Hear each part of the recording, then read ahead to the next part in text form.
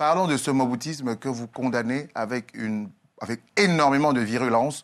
Pour parler d'aujourd'hui, vous avez moins de 10 minutes de ce que vous reprochez au maréchal Mobutu et à ce Congo qui se laisse aller aujourd'hui, selon vous, et qu'est-ce que vous projetez pour l'avenir? Parlez librement, si vous voulez.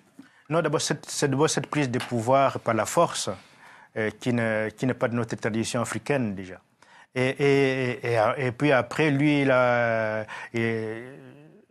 fait cela, il a voulu s'appuyer sur la tradition africaine pour asseoir son pouvoir. Son pouvoir qui était un pouvoir usurpateur, il s'assied sur la tradition, il pouvait prendre racine sur la tradition, mais en la spoliant, en la rendant complètement ridicule. Mais vous savez que nous, les Congolais, qu'on appelait les Zaïrois, qu'est-ce que nous représentions aux yeux des gens? On ne représentait rien. Le Congolais, c'était un danseur, simplement. Danseur, Mobutu avait fait de la danse dite révolutionnaire le mot de la vie même du Congo. Le Congo était le Congo de la danse. Et tout le monde, partout où il passait, devait s'incliner, devait danser, y compris les ministres. Et ceux qui étaient nommés ministres, ceux qui étaient nommés PDG, qui étaient parmi les plus grands danseurs. Comment voulez-vous qu'un pays... Vous avez un problème avec les danseurs? Mais non, mais écoutez, je n'ai pas un problème avec les danseurs, mais on ne peut pas faire de la danse comme la qualité intrinsèque pour diriger un pays. Et puis la danse, comme ça, au vu au-dessus de tout le monde, la danse, et puis quelle danse, vous savez.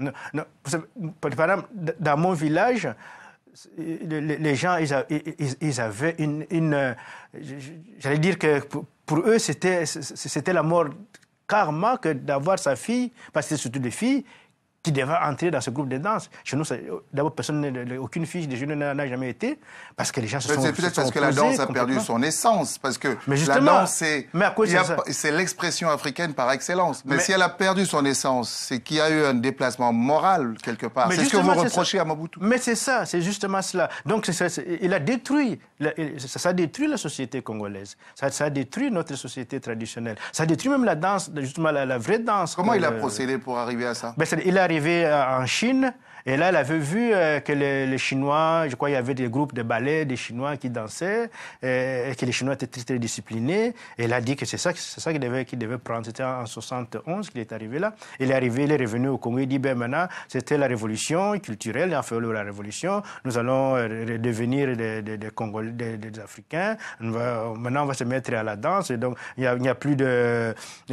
quand les gens, quand les chefs arrivent, au lieu qu'il y ait des hymnes nationaux, qu'il y ait ci, qu'il y a ça, il y a plutôt le groupe traditionnel qui devait danser. Alors pour cela, comme il devait se déplacer partout, alors il n'y avait pas que lui, les chefs, c'est toute une chaîne de chefs. Alors partout, les fameux chefs se déplaçaient, qui qu'ils soient, il fallait qu'il y ait un groupe de danseurs. C'est bien qu'il y a eu des groupes de danseurs partout.